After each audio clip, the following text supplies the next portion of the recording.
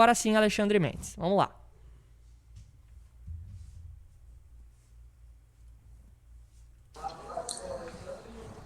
Tudo bem, professor? Tudo bem, boa noite. Boa noite, boa noite. Queria que o senhor falasse sobre o rendimento da equipe e também a estratégia adotada em relação ao lançamento, tanto dos zagueiros como dos laterais, para os pontas. Então, eu queria que falasse sobre essa estratégia que o senhor teve aí nesse gramado sintético aqui do Paço da Areia.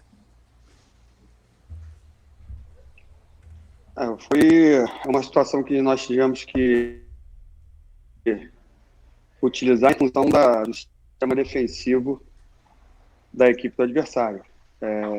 Jogou com linha baixa, marcando quase dentro da área deles, e as alternativas que a gente tinha ou era a individualidade dos extremos ou a mudança de lado, buscando explorar a diagonal na linha alta que eles estavam fazendo defensiva.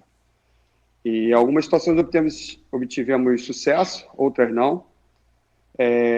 E tivemos dificuldade na construção, somente pelo centro do campo, porque estava bem bloqueado pela equipe adversária. Mas eu acho que, no geral, a equipe foi muito bem. Tudo bem, Alexandre.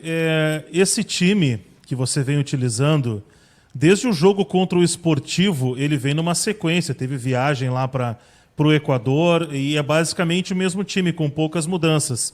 E hoje a gente pôde perceber também que a gente já viu ali o Guilherme Azevedo, que sai com um problema na coxa. A gente não tem ainda informação por vocês, é claro, se há uma lesão muscular. Você está tendo pouco tempo de treino com eles e já tem jogo na quinta-feira de novo. Dá para dizer que o planejamento ele será mantido, mesmo com toda essa a sequência que vem tendo esse time depois do jogo de hoje?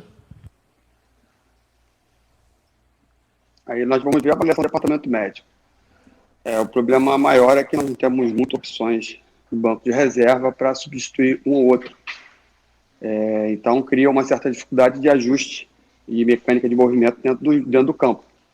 Mas eu acho que os jogadores são jovens e tem uma equipe de fisiologia, fisioterapia. O departamento médico vai cuidar muito bem dele. Eu acho que eles vão estar aptos para jogar no próximo jogo. Alexandre, boa noite. Você falou da dificuldade do jogo ali por dentro, né? E aí eu queria tirar uma dúvida com você, que você falou, no jogo contra o Aimoré, já vimos ali o Darlan ajudando muito numa saída junto com os dois zagueiros. Hoje a mesma coisa, e o Lucas Araújo um pouco mais adiantado, às vezes parecia um pouco perdido, entre aspas, não parecia estar tão conectado assim ao jogo. Depois com o Fernando Henrique ajudou um pouco mais o Darlan nesse sentido. Queria que você falasse um pouco mais sobre o Darlan ajudando, apesar de o Lucas Araújo ser exatamente um primeiro homem. Queria que você falasse sobre isso. Mas ali essa situação é bem treinada, né? A gente, apesar de ter pouco tempo de treinamento, nós conseguimos colocar isso em prática dentro dos jogos.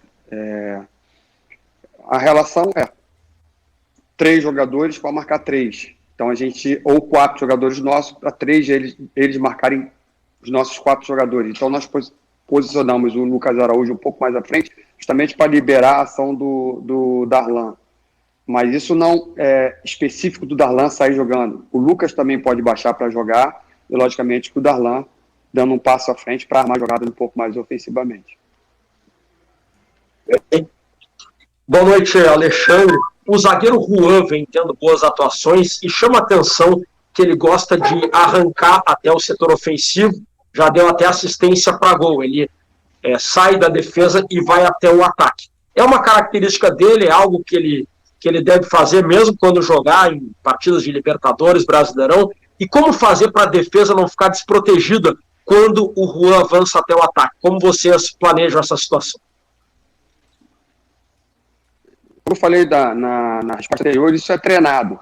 Quando você faz uma linha de 3, posicionando o volante central ou por dentro ou pelo lado, você libera a ação de um desses 3. No caso, como nós posicionamos o Darlan por dentro, a gente libera a ação de um dos zagueiros para aproximar na zona ofensiva. Então, nós empurramos com os 2 laterais os extremos deles lá para a linha defensiva deles e dá liberdade para o zagueiro se projetar ao ataque. Então, é uma situação treinada e eles têm feito muito bem. Alexandre, boa noite. Eu queria falar contigo sobre dois meia atacantes do Grêmio, o Ferreira e o Léo Chu. O Ferreira teve um episódio recente em que ele foi numa jogada, foi provocado por um adversário, ele revidou e foi expulso. O Léo Chu, no jogo de hoje, tentou uma jogada, recebeu um amarelo, tentou de novo uma jogada dentro da área, cavando o pênalti, recebeu o segundo amarelo e foi expulso. Eu traço esse paralelo para te perguntar sobre o trabalho de vocês de lapidação desses jogadores, não só de entender taticamente, de entender tecnicamente que eles estão no profissional, mas de trabalhar essa maturidade deles. O Léo Chu voltou de um empréstimo, né? Como é que tu vê hoje o estágio do Ferreira, como é que tu vê o estágio do Léo Chu também em relação a isso? Obrigado. O Ferreira é um jogador um pouco mais maduro, um pouco mais rodado do que o Léo aqui no Grêmio, né? Logicamente o Léo jogou mais tempo lá no Ceará, teve mais oportunidade que o Ferreira. Em termos de Grêmio, o Ferreira é um jogador mais ajustado dentro da nossa programação de disciplinar, vamos dizer assim. Tivemos a ocorrência com o Ferreira, ele foi punido, o Léo está chegando agora, tem umas normativas que são as cartilhas que o Renato determina, e possivelmente, a partir de uma análise mais criteriosa, nós vamos poder direcionar melhor o jogador para que, se caso realmente a marcação foi correta, que não deu para ver ali no campo, ou teve a simulação, o atleta vai ser punido. Eu acho que o caminho é esse, orientar, direcionar e, se for o caso de rescindência, ser punido. Boa noite, Alexandre. Eu queria te perguntar sobre o Elias. Ele pode pintar nesse grupo aí que viaja para Bento Gonçalves contra o Juventude? A gente sabe que ele já melhorou um pouco das dores musculares que ele tinha, estava treinando lá em Eldorado. Ele pode ser uma novidade nesse grupo, não sei se como titular ou reserva. É algo que passa na avaliação de vocês? Obrigado. Não, contar com um bom jogador é sempre bom, né? Mas aí vai ter que passar pela avaliação do departamento médico, ver como é que ele está, a evolução da lesão do atleta, para saber se a gente vai poder contar com ele ou não. Alexandre, boa noite. Eu queria te perguntar sobre a programação de vocês, o planejamento. No jogo contra o Juventude, pode pintar, de repente, alguns dos titulares que voltaram hoje das férias? E contra o Pelotas, qual é a ideia? É usar ainda esse grupo de guris ou usar mais os titulares que já vão estar treinando há um tempo a mais?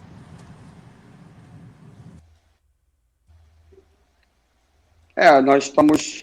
o pessoal que se apresentou hoje vai fazer uma avaliação. Estamos vendo se vai fazer avaliação física, vamos ver o resultado dessas avaliações. E é muito precoce você colocar um jogador que vem de um período inativo de 10, 12 dias e colocá-lo para jogar um jogo decisivo. Então, é difícil. Já adianto que eu acho que nós temos que contar mais com esse grupo talentoso e jovem que nós temos. Professor, boa noite. O Grêmio vem apresentando nesse Campeonato Gaúcho bons nomes das categorias de base. E a gente sabe quando um garoto sobe das categorias de base, ele acaba tendo, por vezes, algumas irregularidades nas suas atuações no time profissional. De uma maneira geral, pela tua experiência no futebol, a falta da torcida, que a gente vem tendo já quase mais de um ano, acaba influenciando daqui a pouco um acréscimo de confiança no jogador, num passe em algum momento dentro de campo, até para garantir uma vaga no time principal ou até no time titular?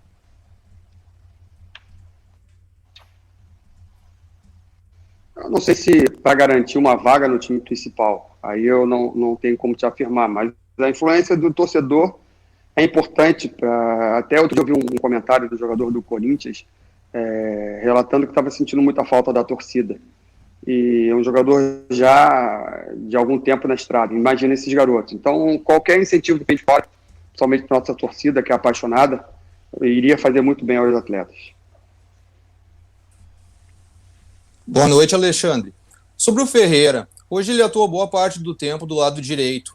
A comissão técnica tem a ideia que ele possa também ser um jogador pelo aquele lado do campo para o decorrer da temporada 2021? Sim, possibilidade existe. É um jogador que pode jogar dos dois lados. e é um facilitador de jogadas individuais, ele abre espaço para a penetração dos jogadores que vêm de trás. Então, a vantagem do lado esquerdo é que ele usa muito bem a perna direita por dentro, e pelo outro lado ele já não tem essa perna esquerda, então ele usa muito mais a jogada de fundo e cria situações diversas de conclusão para os jogadores que estão dentro da área. Boa noite, Alexandre. Tudo bom? Alexandre, eu quero falar sobre o aspecto psicológico desse time, né? Uma gurizada que já jogou um jogo de Libertadores, se portou muito bem na altitude, hoje sai tomando um gol, digamos que uma falha defensiva, mas consegue se impor no jogo, não sente esse gol e ainda consegue buscar o empate e quase vira o jogo. Como é que está sendo o trabalho psicológico com essa gurizada? Isso aí vem dessa transição? É um trabalho mais forte dos profissionais? Como é que é esse trabalho aí?